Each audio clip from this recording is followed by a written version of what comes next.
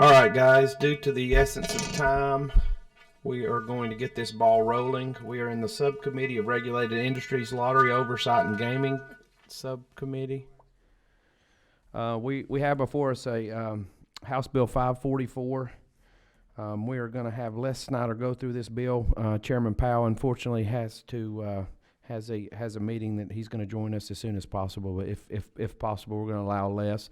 There is a sign-up sheet. I think you guys all heard Miss Jan about signing up. We appreciate everybody here to talk about this important matter that hopefully will continue to help fund education in Georgia. So, well, give her 1 sec.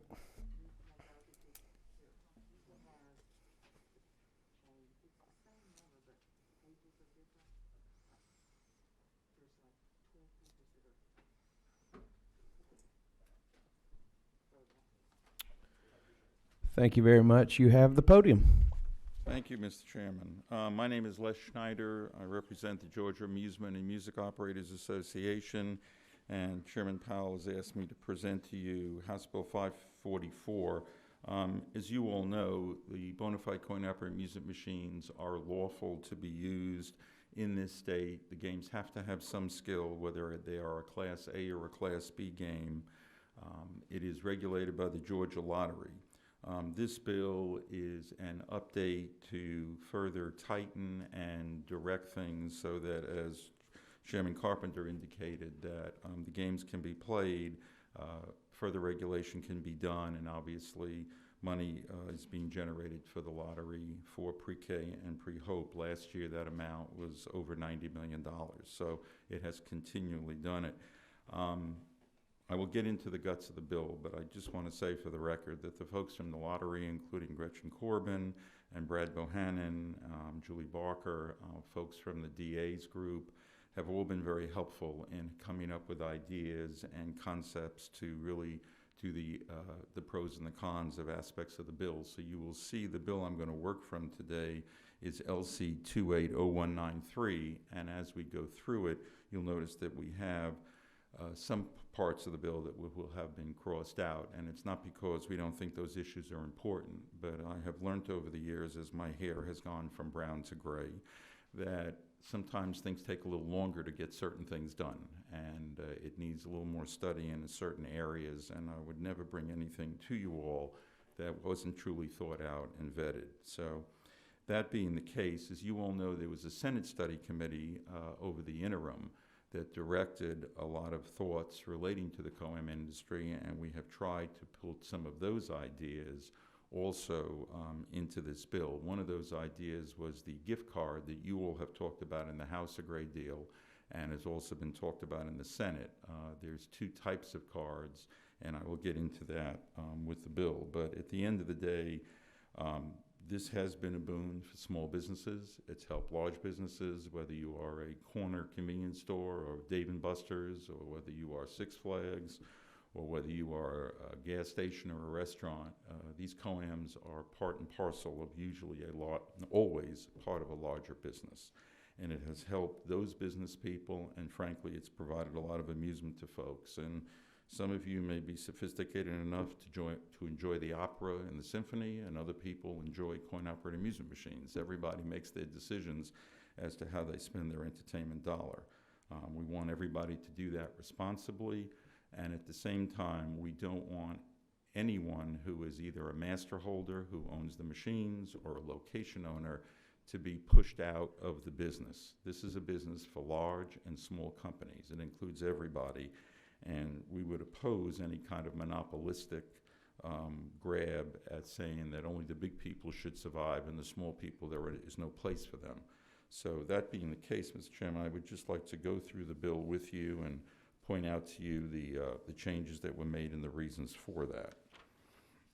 Section 1 of the bill would basically be adding 2 people to the lottery board that would be appointed by the governor who have familiarity with the bona fide coin-operated music machine industry. One of those people would be the chairman of the COAM Advisory Board, and the other one would be picked based on experience in the industry. This would give the lottery board the ability to have people who are familiar with it so they could share their concerns about the industry. That was Representative Powell's idea, and I think it is a good one. On Section 2, if you turn to page 5, and you look at line 116 to 122, there's two aspects there. One is a codification of a case that came down from the Georgia Supreme Court that basically indicated, and the example I would give for you, let's say Representative Carpenter and I went to Hertz and we rented a car, and we got a little rambunctious and we robbed a bank. Well, obviously we're committing a crime, but that doesn't make the car an illegal device. It just makes the car something that is used improperly. Basically, the first sentence here basically says that something in a coin-operated music machine that has some skill, if it's used improperly, it doesn't turn it into a gambling device, but clearly the way it was used would still be a violation of the non-cash redemption law and would still be the violation of 161235. The other section of that section, which would be lines 118 to 122, basically indicates that all of the items that can be given away of non-cash merchandise, prizes, toys, gift tickets, gift cards, lottery gift cards, novelty, or rewards may be redeemable or exchangeable for awards to the player. And basically the working rule will be, if you are permitted to buy it, you are permitted to redeem for it. If you are not permitted to buy it, then you obviously cannot redeem for it.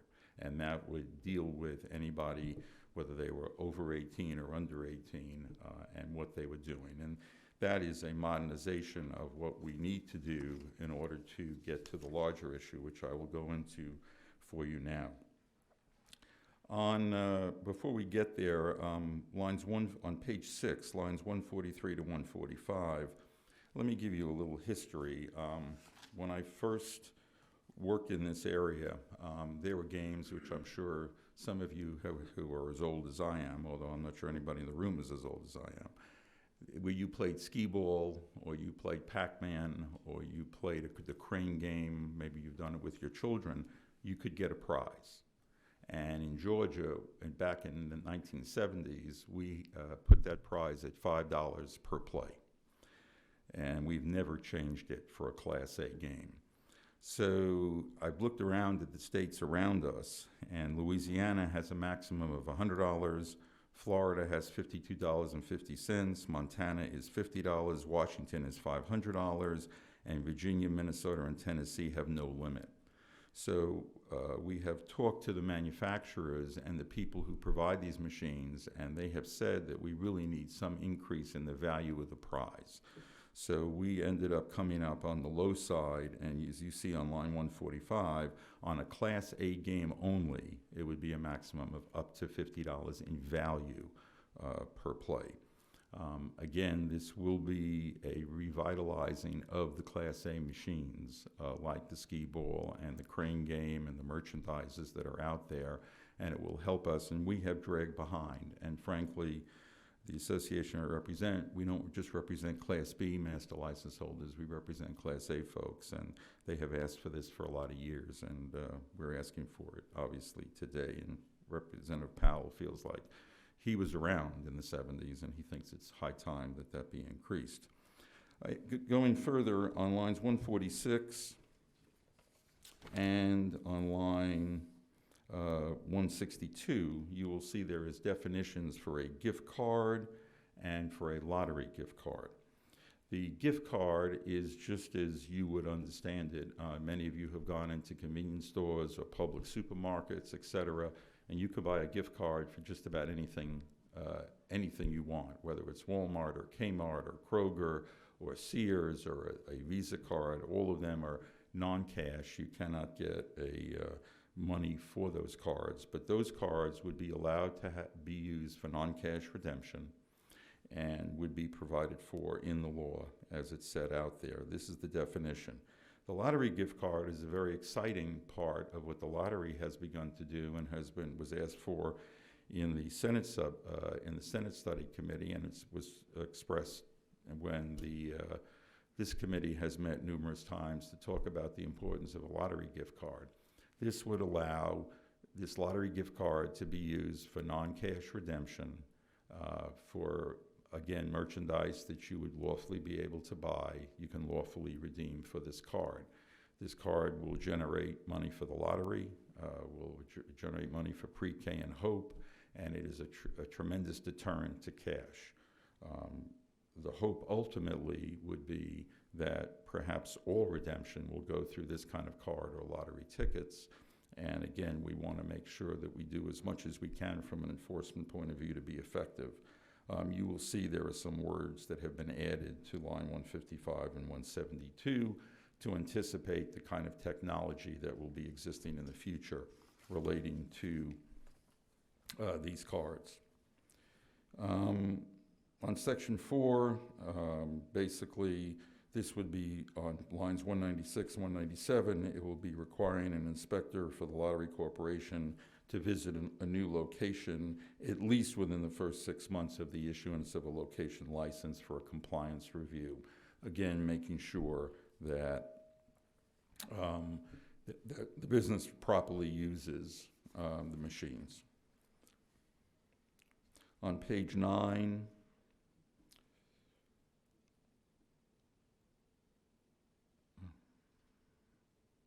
okay, on lines 203, again, it goes through the items that can be used for non-cash redemption, and in the case of the cards, if you exchange the card for the voucher you get from the machine, that is the act of lawful redemption, and it's in-store redemption, and then the card can be used anywhere else where commerce is conducted. Lines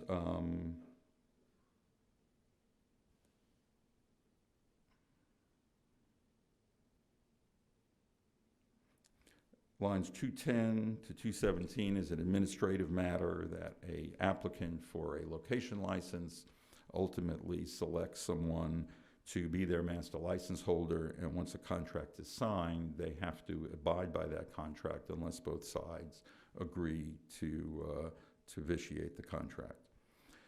Lines 220, basically we're making a distinction between the late fees for a Class A and a Class B machine, since the cost of a Class A and a Class B machine license fees are quite different. This is a change that has been long in coming, that we frankly, the department, the lottery, and the industry has fought for and just never was able to complete it. So we get that back.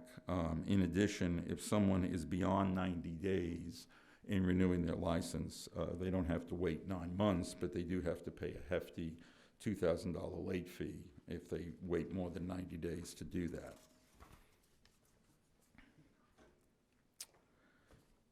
On the top of page 10, on lines 226 to 228, just to make sure that it's a clear, open, full playing field. If there's any sale of master licenses, location licenses, master license contracts, or coin-operated amusement machines, either by a receiver or by the lottery itself, that's done by public auction and not by private sale to maximize the value for that purchase, for that transaction. Section 5, you'll see that we struck out lines 233 to 236 not to change that law. There were meetings with the lottery, and it was felt that to best leave that alone. Clearly, the only part of Section 5 that was retained that's new is lines 240 to 241, where the standard, the burden of proof, has the standard for the burden of proof is by a preponderance of the evidence. Section 6.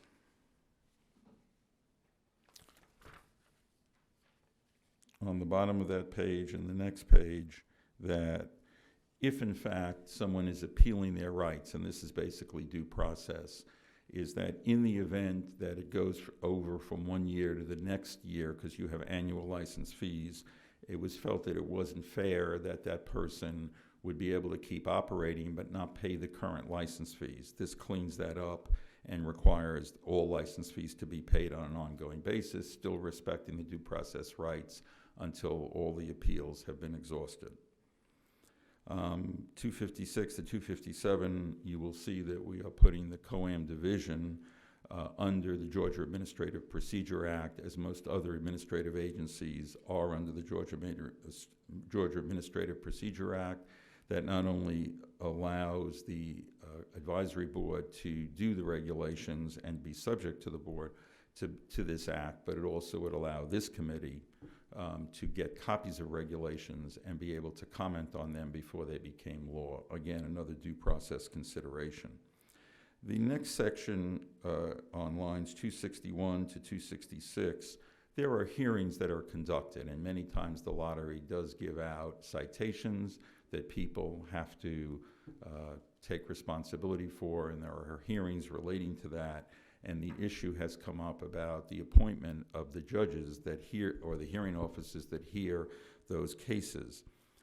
It was felt that the lottery, if they were being the prosecutors, so to speak, of those citations, that it would be best that the person chosen by the body that chose the hearing officers would be somebody other than the lottery. So as you can see in this provision, the governor will recommend, the advisory board will recommend between 10 and 14 people, of which the governor will select 5 or more. And just as in federal district court or a lot of other superior courts, there will be a wheel system, and that way no hearing officer has to feel that they are the lapdog of the lottery or the lapdog of the master license holder or the location owner, and it produces a much fairer system. On lines 267 to 271, again, this is a lot of legal stuff, but at the end of the day, it is due process rights, and if you are in the middle of an appeal, it will act as a supersedeas that you will continue in operation until your rights have been fully adjudicated. Again, we're subject to the Administrative Procedure Act, and to see if we can get any of these resolved without a hearing, although most lawyers would object to that for their livelihood, they can certainly be subject to mediation or binding arbitration. Section 7, on the top of the page from lines 283 to 287, the feeling is that the standard of review for a decision from the hearing officer should go to the business court of the Superior Court of Fulton County, and that way the decisions could hopefully be done in a faster fashion. The other items that are crossed out they were crossed out because, again, now that we're under the Administrative Procedure Act, we don't have to be under something that is a little weaker than that. Section 8 and Section 9 and Section 10 is being struck from the bill, not because it's not a good idea, but its time has not come. The first one is about doing deep dive audits of master license holders and location owners. And although I think the industry has a great deal of desire for that to happen, and I think even the lottery does too, because of the fact that the lottery does not have subpoena power for bank records, et cetera, we have to look for a better solution. And again, I would never bring anything before this committee, and I know Representative Powell wouldn't. That is not something that's well thought out. So we have to find the right administrative agency, whether it's the Revenue Department or the Attorney General's office or someone else, who can do this. So this may be a work in progress that we may come back to you in another year. Section 9 and Section 10 all involve this issue of civil forfeiture. And there have been some very ugly situations that have occurred over the years. And I have worked very intently with the district attorney group and others to try to figure out if there is a better way to do this. Again, a work in progress, and we're exploring other opportunities. And at this point, I would ask that obviously that not be included in the bill, and you see that it's struck out, and it will be an issue that we'll have to deal with another day. Section 11 of the bill, again, sometimes as a lawyer you can overwrite and you can overthink, and this is the 50-50 rule. And basically under the existing law, a business has to have at least 50% of his or her income from items other than the amusement machines. And we were trying to clarify the language, and the extra sentence on 390 and 391 didn't achieve that goal. So as a result, it's being struck out and not going to be part of the bill. And simply the only thing on that page that is new is $397 to $399, which would indicate that somebody cannot have their application denied because the lottery or somebody else doesn't think they're going to be able to comply with the 50-50 rule. That wouldn't be fair to any business. On the next page is a clarification and a change. Right now, the 50-50 rule is done on a month-by-month basis, and a number of businesses have indicated that it should be done and it would be fair to do it on a quarterly basis. Many of you who are in different businesses know that you have busy times of the year and not so busy times of the year, and it's the same thing with the amusement machines.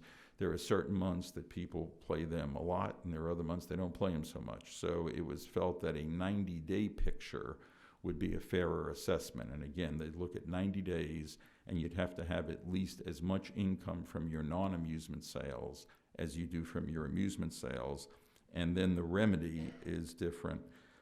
It's not an automatic revocation just because you miss 50-50. This outlines from 408 to 418 that within a 2-year period, the first time it happens, if you violate the provision, the overage would be lost, and it would go to the lottery with a 10% penalty. If you do it the second time in a 2-year period, it would be the overage plus a 50% penalty, which would go to the lottery. And for the third time within 2 years, then you are subject either to suspension or revocation based upon the totality of the circumstances.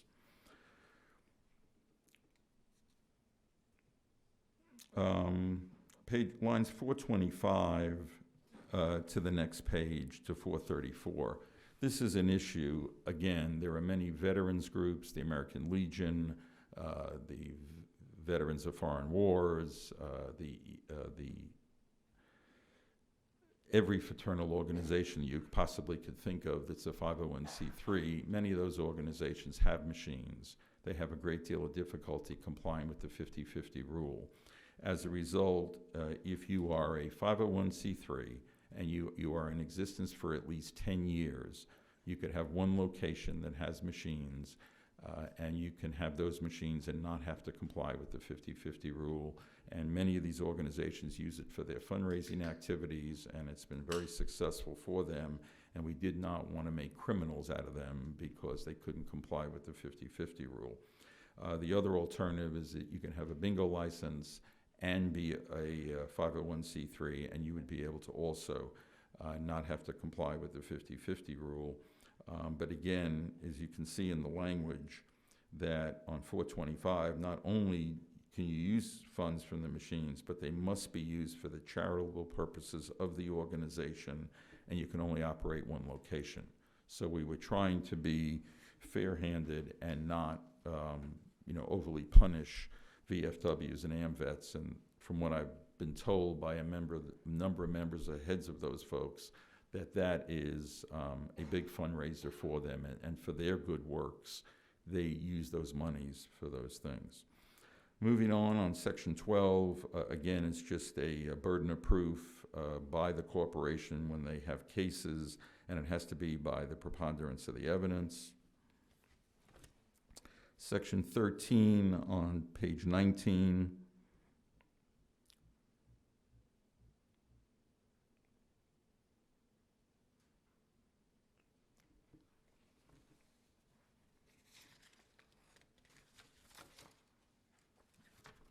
You think I'd be able to do this in my sleep.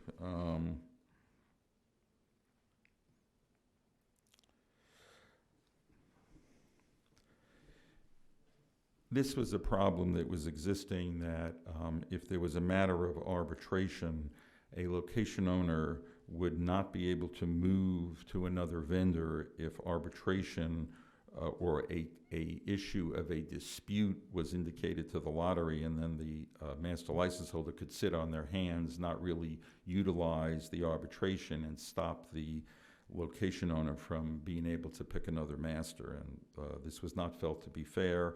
Granted, I represent a number of masters, but I also represent some location owners, and that was certainly an unlevel playing field. So if you don't pursue your arbitration option on a contract dispute, then the location owner can go forward and pick who they want to do it.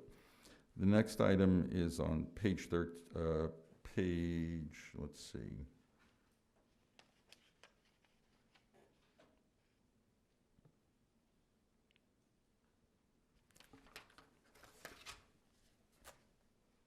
On page 20,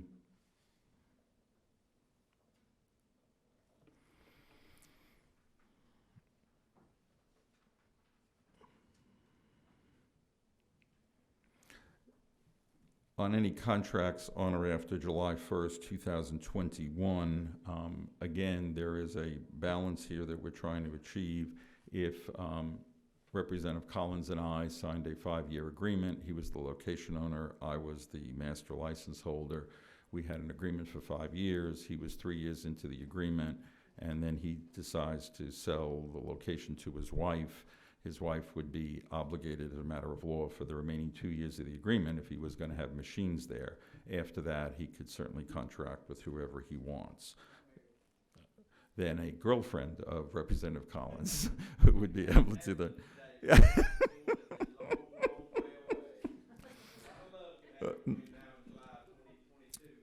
Point well taken.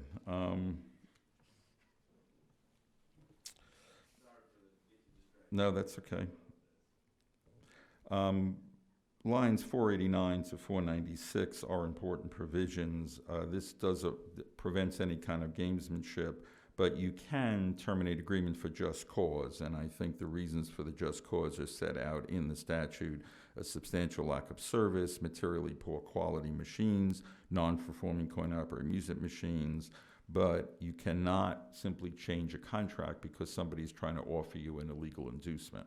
That is not good cause. And there was a couple of arbitration decisions that said that they thought the law was lacking because even though they had proof that an improper inducement was given, they couldn't cite the particular location owner for improperly terminating the agreement.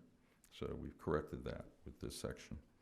Section 14, this goes to some of the inducement language, and you can see we put some belts and suspenders. A location owner cannot directly or indirectly accept, and then further down on 524, a distributor or master license holder cannot directly or indirectly provide any kind of inducements for placing coin-operated music machines. That includes giving people gift cards, lottery gift cards, these things that all have to be purchased by the location owner. We even put a furthermore belt and suspenders on this on lines 529 to 533, where you can see that neither masters or any person can provide funds to any location owner, including the purchase of gift cards, gift certificates, or lottery gift cards for winning players of coin-operated music machines or for any other reason. On page 22, there is in many other states where there are machines of this nature, there are obviously certain things that they provide to the players, and we wanted to make sure that if there were any tracking systems of people's play or whatever, first of all, none could be done without the permission of the player, and secondly, that we wanted to make sure that they could not offer the player anything other than plays on the machine. You can't say, well, Representative Carpenter, you played this machine for a long period of time, so therefore we're going to give you a new watch or a new car or a new restaurant or whatever it is. Or free hot dogs, exactly. We wanted to make sure that was the case because in other jurisdictions there have been problems with that, and we want to anticipate those problems. So therefore, we wanted to make sure that, yes, you could give people replays, because now under the law, you could win unlimited free replays. So it was okay to give people the ability to play the machine, but that would be all. And we've added some wording to make sure that that's not confused with somebody winning plays on the machine. Secondly, on lines 541 through 547, you can see that certain masters want to provide certain instructions on how to play the games and how the award system works. and we wanted to make sure they didn't fall afoul of the inducement law. So basically, we permit them to have signage or a digital signage at the location that people can read and can understand how to play the games. But that property has to remain the property of the master, and the master cannot pay the location owner any rental fees for that as any kind of subterfuge. Section 15 is, if we haven't told you that we're covered by the Administrative Procedure Act, we'll tell you one more time. Again, just to make clear that the advisory board does come under the Administrative Procedure Act, and therefore due notice and approval by this body, and the Senate Regulatory Industry Committee would have to, could actually veto those regulations. So we are looking for more oversight, but we're not trying to stop any good ideas. One item that is very important is on 572 to 577 on page 23. You all know now that there is a accounting for the money that goes in the machines. There's an accounting for how much redemption comes out of the machines, and there is obviously a redemption piece.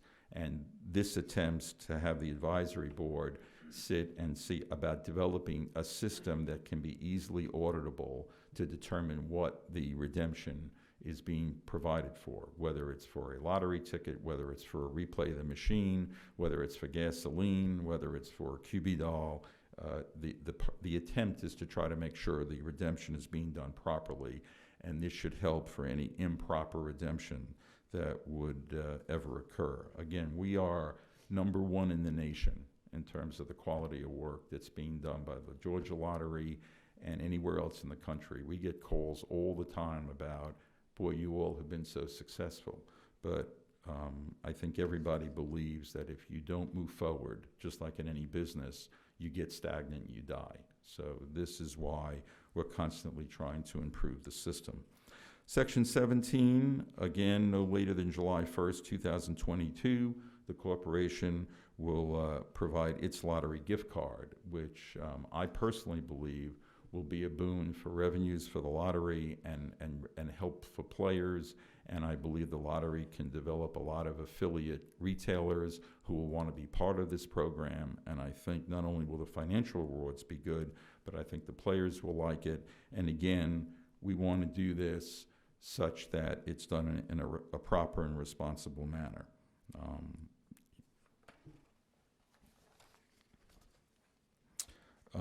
On the top of page 24, obviously, people in business don't do things for free, and we make it clear that when they redeem when they redeem their vouchers for lottery gift cards, that the merchant will receive 50 cents for every card that is given out to a player, and the lottery will get 50 cents. So for the lottery's perspective, it's like a merchant selling a $10 scratch-off ticket. So they will get monies that will also go to the Hope Scholarship and to pre-K. Section 18 is probably the one thing that lawyers would probably be resent regarding this situation, but let me outline to you the evil we're trying to avoid. Let's say Representative Collins and I have an agreement, and Representative Collins, who is the location owner, lives by the agreement. And the agreement is he gives me his notice that he's going to either not have machines anymore or move forward to use Representative Carpenter's machines. And yet I am allowed under the current law to file a dispute, and we can go to arbitration, and then we can appeal that process, and I could basically keep my machines in there for a certain period of time. Now, if I have a worthy appeal, I don't think anybody has any problem with that. But if I'm doing that just to jerk Representative Collins around and see how much more revenue I can squeeze out of the location, that's not right. So what this does is it takes away that incentive that I might feel that, well, I'll keep the machines in there. It may cost me some attorney's fees, but the money I make from the machines more than makes up for the attorney's fees. Under this system, if I lose my appeal, then in fact, the money that I have generated during that time, my portion, will be disgorged from me and given to the lottery. On the other hand, if I have a meritorious claim and Representative Collins is jerking me around, which I know he wouldn't, but in case he did, at the end of the day, he would have the money disgorged, and his money would go to the Georgia Lottery. We didn't want to divide it up between winners and losers because that might give a possibility for some sort of inducement. So we addressed it that way.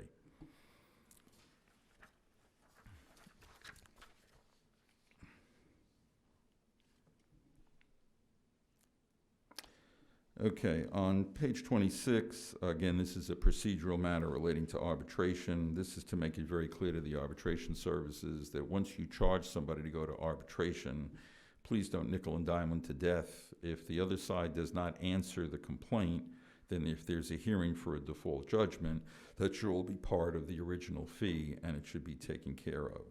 It just seemed as that there was a little irrational exuberance on some of the parts of the arbitration services to take a little more money out.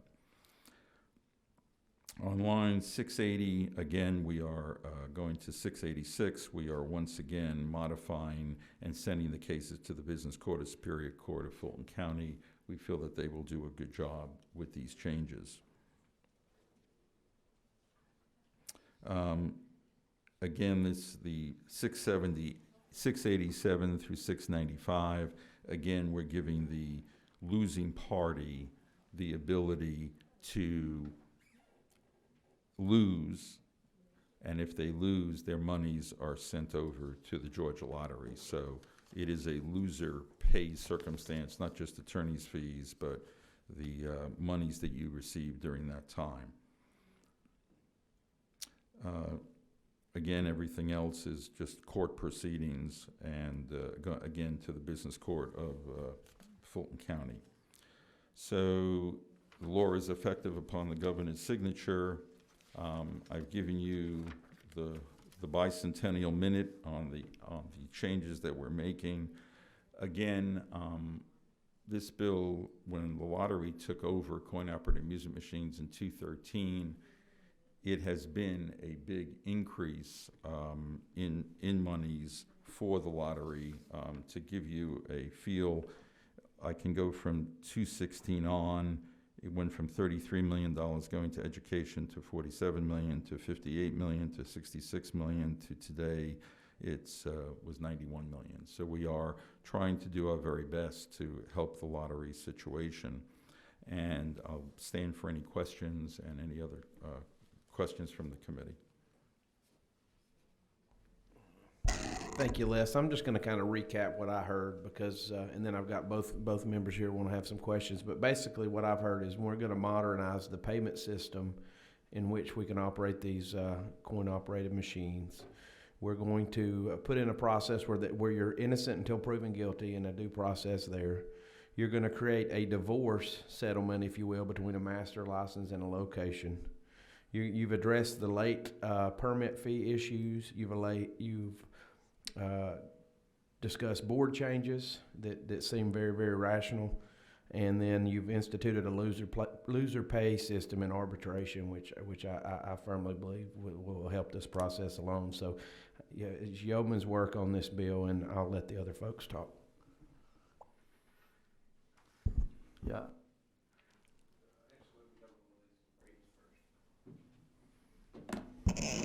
I'm going to recap what I heard, and that's chairman gets hot dogs. That's what you did hear that? Okay. That's true. Prior to this bill, if a person used a bona fide coin machine and they had winnings, would there be a way for them to reuse that money to play more, or reuse what they received before this? Yes, there's various levels of sophistication from the machine, but certain machines automatically, if you were a successful player, whether you're a Class A or Class B game, it actually will throw more replays onto the screen that you will be able to play, or more points on the game. Other ones actually give you a voucher that you could go to the front, and the person says, okay, you've won $10 worth of prizes. And if you say, well, gee, I'd like to play machine number 2 again, some systems are such that they can press a button where the attendant is and put those points on the game for you and play. and others have card systems where they can give you a card, you can put it into the game, and that will activate the game. If you've ever gone to Dave & Buster's, they actually have a player's card, and that card, you can have money placed on the card, and you will play the game. So that's how that would operate.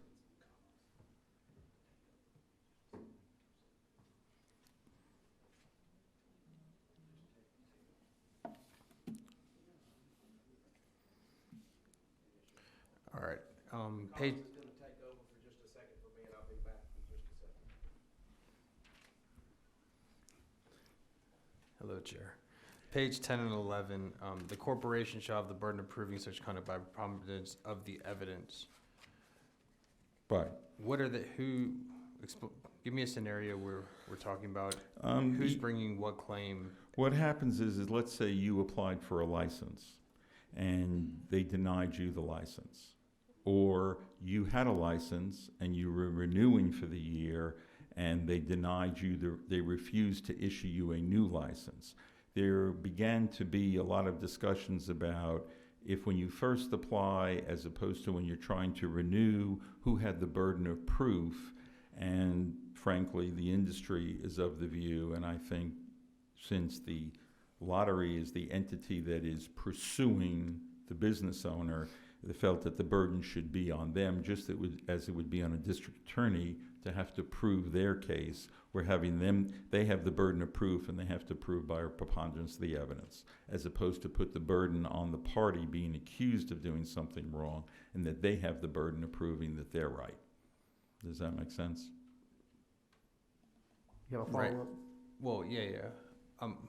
Thank you. In this case, the corporation is being told they're not being given a license because they've done something wrong. Not the corporation, but the applicant, whether it's a location owner or whether it's a master, they have applied for a license. Let's say they have a license, and it renews every year. Well, you send in your renewal fee. The lottery has the right to say, well, Mr. Malinsky, we're not going to renew your license because you paid cash at the location, or you violated the 50-50 rule time and time again. So it's just simply saying if the corporation is going to take an action against you, they have the burden of proof, and they have to prove their case beyond the preponderance of the evidence. The corporation is the people giving Is or the not giving the license. Is the lottery. GLC. All right. That's correct. Okay. One or two more, Chairman. Please go right ahead.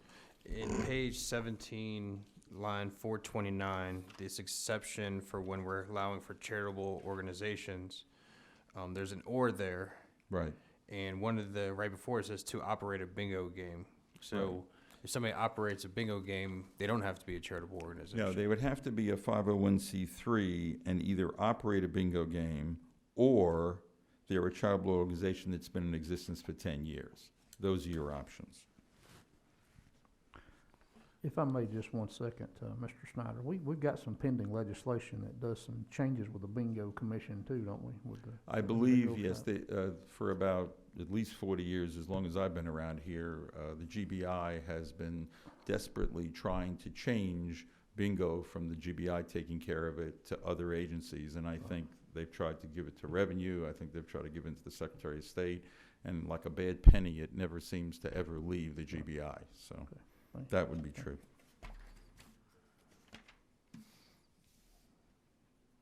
Two more, Chair, then I'm done, I believe. Go right ahead there. I mean, this is a very simple bill, so it should be No, we're fine. We need to Three wait- more. We need to wait till Chairman Carpenter comes back before we keep do it anything, going. so I gotta you get to keep another on. You ask as many questions as you feel moved to do Alright. so.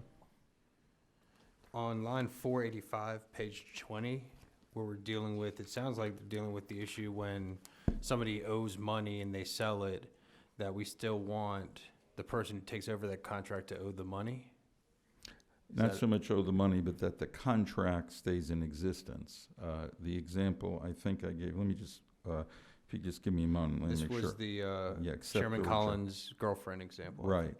Thank you. What was happening to some extent was there are about 4,700 locations right now of Class B machines. And the statistics say there was almost 1,100 changes of ownership within those within those locations, which seems like a pretty dramatic amount. So it appeared that what was happening is that people were basically saying, gee, I want to try to get out of my contract and go with somebody else, but I signed an agreement. So this is just saying, look, a contract is a contract. So in this particular case, if you're 3 years into your agreement and it sells and then somebody else wants to come in for the remaining 2 years, that contract will affect them for the remaining 2 years, and then they can contract with whoever they wish. Would it be good to add in line 45 after contract, something like including any indebtedness or including any balance or anything like that, or not necessary? I think at this point it's not necessary. The key issue was not monies that were owed because, and it's a good question, but just so for your edification, Representative Walensky, under the present system, when these machines are hooked up to a central system and money is collected regularly and given out by the lottery to the location owner and to the master, and the lottery takes a share, so there's never any monies hanging around. It's the issue of what's going to happen in the future with the contract. And in that paragraph, we mentioned just cause. Who would be the decider of whether there's just cause or not? It would be the hearing officer or the arbitrator that had received the case as to whether or not there was a just cause reason for the contract to be terminated. Last question. Line 581. No, I answered because I figured out who the corporation is, so I'm good, Chair. Mr. Snyder, I had a couple of questions for you, if you don't mind. Sure. Having my experience in local government, we dealt with a lot of issues where COAM machines, you had some bad players, where folks just, they did a lot of different activities for whatever reason. This legislation addresses some of that as well. Yes, it does, and we are constantly trying to improve upon that. One of the feelings is that the gift card being able to be utilized, Right. If somebody runs an operation, it's very easy to tell that person, look, you as the attendant have a choice. You can give the player a gift card or you can give the player a lottery ticket, but that's all you should give the player, and that will dramatically reduce any kind of cash payout. And secondly, and more importantly, it begins to trace what's eligible for sales tax and what's not. Okay. So we are working on that, and there is always more work to be done in that area. I appreciate the cleanups in this piece of legislation, and I'm also thankful to Chairman Powell for allowing me to be a part of some of these procedures and become educated as a legislator about the COAM industry and just how important it is to the lottery. And what if we tweak it, just what a financial windfall we can have there for the lottery if it's done correctly. And I appreciate you bringing this bill. Well, thank you. And I know Representative Powell has looked at the statistics and can tell you that probably the COAM revenue is the third or fourth largest part of the lottery proceeds that go toward Hope and Pre-K. And I know all the folks in the industry, both location owners and masters, are really proud of that fact, and they want it to continue.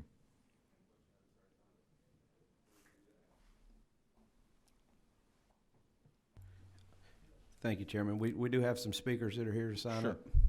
I'm going to allow the speakers to come up. If you could, it's been a busy, long day, so if you can keep it kind of tight, I would appreciate it. And I would like to commend you, too, on the safety that this measure brings and cleans up some of the bad apples in this industry as we continue to move forward with this legislation. Got them right here? Yeah. All right, Miss Virginia Galloway. Thank you, Mr. Chairman. I'm Virginia Galloway with Faith and Freedom Coalition. And, in general, we don't support gambling bills of any sort because it's a fraudulent, predatory business. There's some things that I actually liked in this bill, but if I heard correctly, and maybe I did not, Section 8, the enforcement unit was taken out. Is that correct?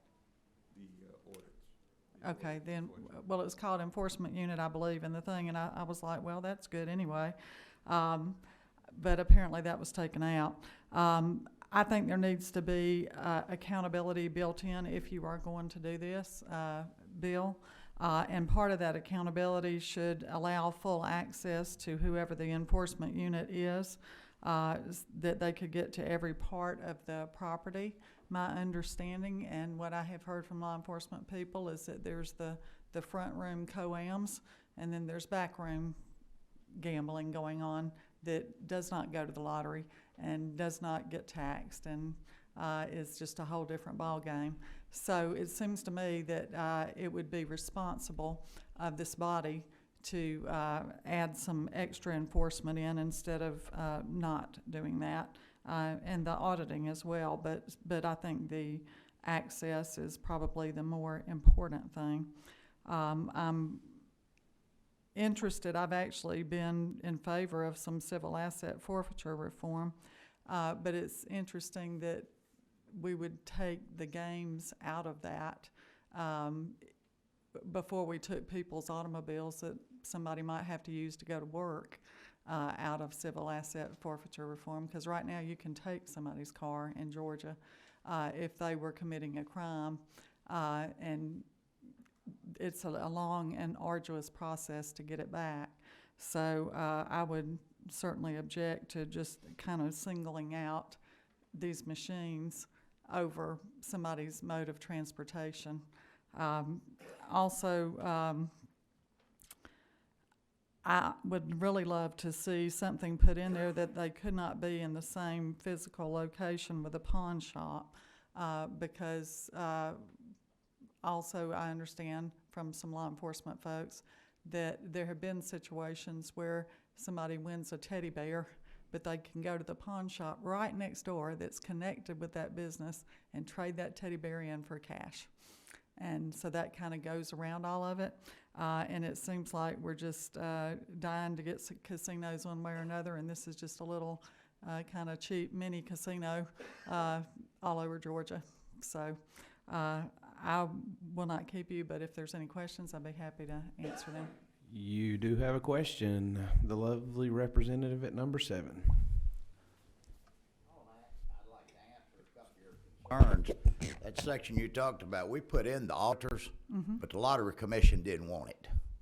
They asked us to take it out, so it wasn't us taking it out. They said they didn't want to do the auditing because they weren't a law enforcement agency. The asset forfeiture you're talking about. Right now, we have just 1 or 2 district attorneys that hire private attorneys and let them work off of what they do under civil forfeiture. What that's produced is profit for prosecution, privateering. The same thing is licensing pirates and paying them on what they bring in. Case in point was a case that was held out in Macon where they did the same thing, and they went after a company, basically shook them down. And there's folks that's waiting at the bar of justice for that. Prosecution and this type of thing needs to be in the hands of the district attorneys, not farmed out to privateered pirates under the cloak of justice. As far as the rest of it, non-cash redemption. This isn't gambling as has always been perceived under Georgia law. Okay, I understand that, and I agree with you about policing for profit. That's kind of the basis of all civil asset forfeiture reform, and I wish we would make that a priority in our state. I don't disagree completely with civil asset forfeiture, but I think it's certainly misused in a variety of different ways In this case, around it this certainly state, and well, in many cases. And I am really concerned about the gift cards, because to me a gift card is cash. But anyway, that's another conversation for another day. But I appreciate your time. Any other questions? And I have 2 other points I'd like to make, Mr. Chairman. You made a comment about the machines on the front end that are plugged into the Lottery Commission and those on the back end. There's nothing that stops law enforcement from enforcing the law. If there's a back room and they're illegal machines, under Georgia law, if you've got these type of class machines, they've got to be hooked up to the lottery terminal. They've got to be run so that the state knows where they are. If those machines are there and they're identifiable and they're not hooked up, they're an illegal machine. They can go in, and law enforcement can go in there and get them.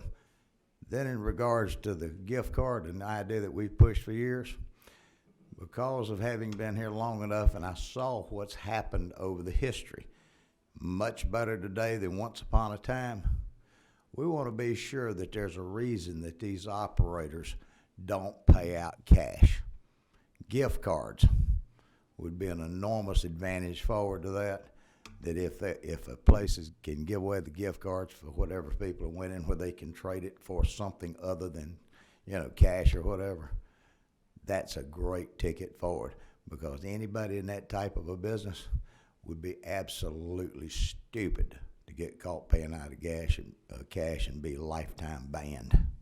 Right, okay. Is that it? Thank you. Thank you very much. We have Mr. Mike Griffin on his way up. I think we might could make this Stop the Teddy Bear for Cash bill if we wanted to name it. We got a nice ring to it. Thank you, Mr. Chairman. My name is Mike Griffin. I'm Public Affairs Representative of the Georgia Baptist Mission Board, and just as a matter of principle, we're not in favor of any type of regulations by way of limiting, or should I say encouraging, regulations that we think that would encourage. And I know that under the Georgia law, how this is defined is considered to be games of skill. But we're concerned about the gambling component from a practical standpoint of it. Now, let me just say this categorically, that Les and Representative Powell, two of my closest friends at the Capitol, says has nothing to do with us. But I do appreciate the fact that there is a number of things in this legislation that seeks to tighten things up, that seeks to make sure that there's not any additional things that are going on that are illegal or that might promote it or anything like that, and that can definitely be appreciated for that. My personal opinion is that we probably would not be hearing this legislation. I know there's been concerns. There was a Senate bill last year that wanted to address some things that were going on among the COAMs. But I don't think we would really be here with a bill that's almost 30 pages long if we were not about to attempt to bring in the most gambling you've ever seen in the state of Georgia, which would require those that are involved in the COAM industry to have to beef up their winnings and all those types of things, however you want to categorize that, to be able to compete. If we're going to have sports betting, if we're going to have pari-mutuel betting, if we're going to have destination resorts, we're going to turn, Georgia into Nevada. We're going to turn Atlanta into Las Vegas here, it looks like, because they're including this bill would make 9 bills that I would consider to be gambling legislation we have introduced this year. In my 14 years here, I've never seen anything like it in all my life. So I'm sure that this industry is going to have to do something to make sure that the competition is going to be able to be there for them. And, of course, the thing that always legitimizes things around here is money, and if it goes to help the children. And yet we find out so much that the gambling industry, for every dollar we raise, no matter what it's in, ends up costing other things than social costs that simply are not seen at the moment, but it's something that delays, that goes on down. And everybody in here, if we could just be practical about this. Has anybody in here ever been in a gas station? You ever been in a convenience store? Just tell me what you think's going on. I mean, it looks like little mini casinos already are in there. And Senator Walker, when he introduced his bill, he had an attorney came and he talked about all the corruption, almost like there's some type of mafia going on out here now with turf wars over where these machines are. And that was what was said in that hearing. I didn't come up with that. So I'm just saying, I'm concerned that ultimately this is going to just be another vice that's going to be out there, that's going to be grabbing money from the economy going into this area. And there's the potential, I believe, to have more of the problems that we're seeing, except for the fact that there is some things in this legislation I do believe that is attempting to try to tighten up the regulations, and for that, they're to be commended for that. Thank you. We have no questions for you. I appreciate you. Thank you, Mr. Chairman, for your time. Absolutely. Angela Holland, and as you're making your way up, I would say that just being around Les for 3 or 4 years, every bill he carries is about 60 pages long, so it is no surprise that this bill is that big. And I think it's because he does, like you said, he tries to vet an issue and address any issues. If he's going to tackle a problem, he tackles every issue with that problem, or tries to get everybody on board. So I think back to how many trees we killed on that towing bill. And it's simply just how he operates. So I don't think that this is an attempt to do necessarily what you're saying you're doing because of the size of the bill. I think that's just kind of how Mr. Les operates. So go ahead, Miss Angela. Thank you, Mr. Chairman, and thank you, committee. My name is Angela Holland. I'm with the Georgia Association of Convenience Stores, and I fairly frequently go into my member stores. We appreciate Chairman Powell bringing the bill and hope this bill will further help regulate this industry and provide some regulatory clarity. We certainly feel the gift card will help the help deter illegal cash payouts in some locations, and we're looking forward to the outcome of the current lottery gift card pilot, which we've been advocating for, and we appreciate the lottery moving forward with that to capture data. We also appreciate the quarterly versus the monthly 50-50 rule adjustment.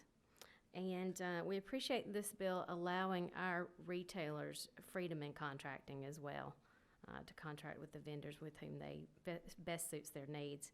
And we'd ask for your favorable support. Thank you. Any questions? Thank you so much, and we appreciate what you do for your industry. At this time, is there any more discussion? No, seeing none. Do I have a motion? Do I have a second? The joys of being the chairman. By committee substitute, I hear you. Okay, so. If we're going to do that, then wouldn't we have to amend this as is? I think to have a committee substitute, we'd have to amend the bill with all the changes. Yeah. So I think you'd probably either pass it out as is right now and then make the changes for the next meeting, or go through and do all the changes right now. Exactly, yeah. So you could do it either way. All right. Which one would you prefer, to just pass it out now as is, or make the changes right now? Pass it out now as is. Okay. Can you just take As presented, though, the changes are as presented, absolutely. Changes as presented. All right, so do we have a motion to pass this bill as presented today, as changed, as a committee substitute? But the bill was presented, the original bill that we received, I know you made changes as is, but you'd have to go through and amend that bill since we don't have a new LC number for the sub. Okay. So that's what I was saying. Sorry, guys. Learning here, folks. Thank you. Appreciate that, Mr. Les. So what you could do is just pass the bill as it is right now, this one, and then just make the changes to the next meeting. That way you don't have to go through and make all of these amendments that were presented today. Okay. So we're going to... All right. So we are going to pass LC 280193 and take to full committee the substitute. Correct? You just have to put it to a vote, though. All right. All in favor say aye.